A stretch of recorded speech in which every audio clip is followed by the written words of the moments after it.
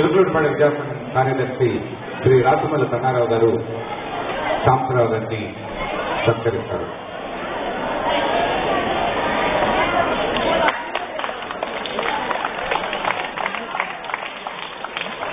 జ్ఞాపికను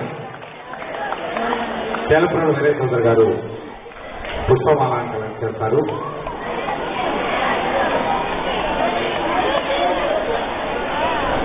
రామపట్ల గారు జ్ఞాపికను పంపిస్తారు.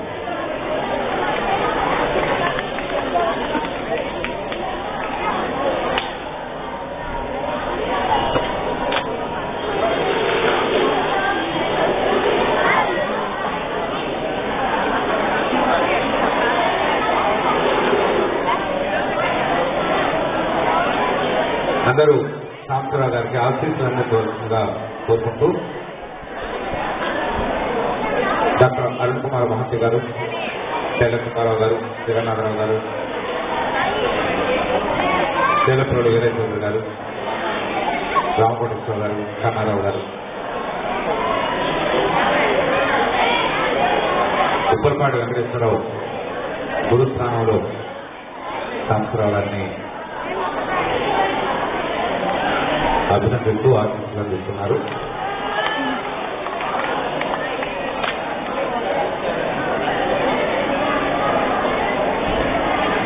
కొన్ని వేల మంది హృదయాల్లో మంచివాడు, ఉపకారి అనేటువంటి ఓ మంచి ముద్రను వేసుకోవడమే సాధించింది.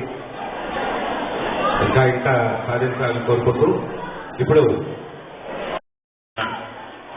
రాష్ట్ర గవర్నమెంట్ చేత ఆయన ఉత్తమ విద్యా అవార్డును అందుకొని, ఉత్తమ ఉపాధ్యాయ అవార్డును అందుకొని మనకి చిలకలూరిపేటకి గర్వకారణంగా ఉన్నందుకు వారందరి మధ్యలో నేను రావటం నాకు గొప్ప ఆదిత్యతని నేను నమ్ముతున్నాను. మరి పెద్దలందరూ ఉన్నప్పుడు పిల్లలందరూ అలా మాట్లాడకుండా కుదరదు. గట్టిగా చప్పట్లు కొట్టి ఒకసారి అభినందనలు తెలియజేద్దాము. చాలా సంతోషం. ఎందుకంటే మన మధ్యలో ఒక గొప్ప పని అయ్యింది, గొప్ప కార్యం ఇది. ఎందుకంటే నాకు ఇందాక కూర్చున్నప్పుడు ఒక ఆలోచన వచ్చింది. ఆలోచన, ఒక రూపీ కాయిన్ ఉంటే రూపీ కాయిన్కి రెండు వైపులు ఉంటాయి. ఒక ప్రక్క బొమ్మ, ఒక ప్రక్క బొరుసు. అలాగే ఏ విషయానికైనా రెండు అంశాలు ఉంటాయి.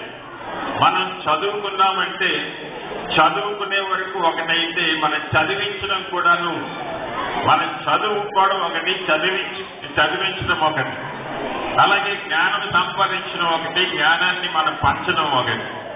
అలాగే మనకేదైనా తెలిసినప్పుడు ఆ విషయాన్ని మనం ఇంకొకరికి పంచడం, అది గొప్ప సంగతి. ఎందుకంటే నేను చాలాసార్లు మా ఆఫీసులో కూడా చెప్తుంటాను, మనం ఎంత తెలివైన వారమైనా, ఎంత జ్ఞానం ఉన్నా సరే, మన జ్ఞానాన్ని కానీ సరి అయిన పద్ధతిలో వాడుకోకపోతే, సరి అయిన సమయానికి వాడుకోకపోతే, అది ఒక జస్ట్ లైక్ డిక్షనరీ కానీ ఎన్సైక్లోపీడియా కానీ అది మనం లోపల పెట్టుకోవచ్చు, మన అల్మిరాలో ఉండొచ్చు, దేనికి పనికిరాదు. ఎప్పుడో అవసరం ఉంటే తీస్తాం, ధూళి కొంచెం దులుపుకొని చూస్తాం మనకేం కావాలి. ఆ విధంగా మనం నేర్చుకున్నది అది వేరే వారికి ఉపయోగం లేకపోతే అది జస్ట్ లైక్ డిక్షనరీ కానీ ఎన్సైక్లోపీడియా కానీ అది అవుతుందని నా నమ్మకం. మనకి తెలిసిన మన జ్ఞానం, మన తెలివి, మన యొక్క ఏమైనా ఉంటే ఆ టాలెంట్స్ కూడాను మనం వేరే వారి కోసం వాడుకుంటే అప్పుడు అవి మెరుగు పొందుతాయి. కాబట్టి పిల్లలందరూ కూడాను గుర్తుపెట్టుకోవాలి, మన స్కూల్లో నేర్చుకున్న ఈ పాఠాలు కానీ, మీకు టీచర్స్ చెప్పిన మంచి గుణాలు కానీ, పాఠాలు కానీ అవి నేర్చుకోవడం మాత్రమే కాదు కానీ అవి మనం చేయాలి.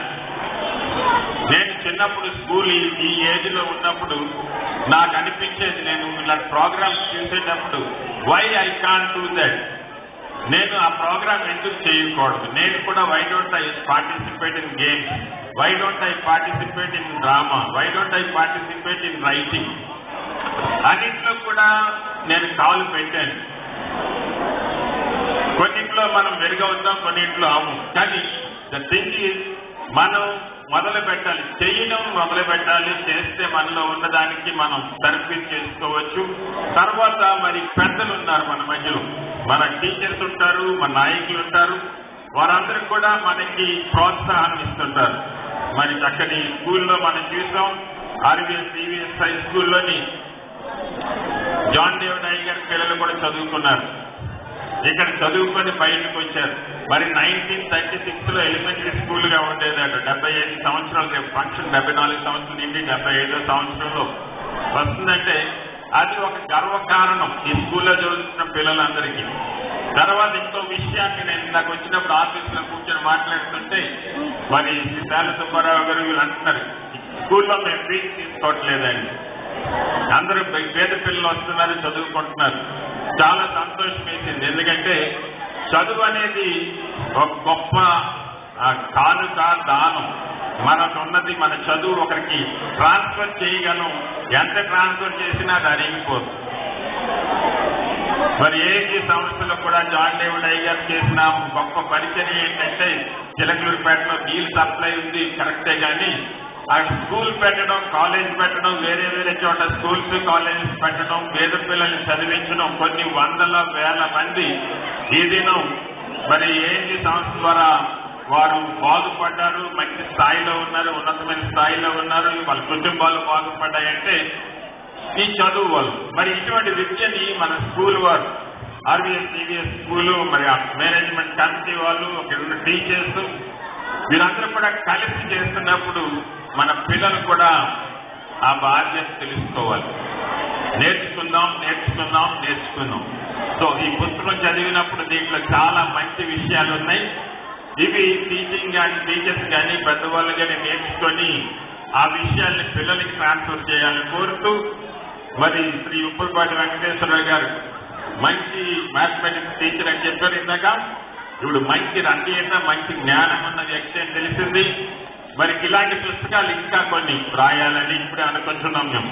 గంట జగన్నాథరావు గారు నేను అక్కడ కూర్చున్నప్పుడు మన శ్రీ వెంకటేశ్వరరావు గారికి చెప్పాం, మరి పెద్దవారికి టీచర్ సరిపోయే విధంగా ఏమైనా ఒక పుస్తకం రాస్తే బాగుంటుందని.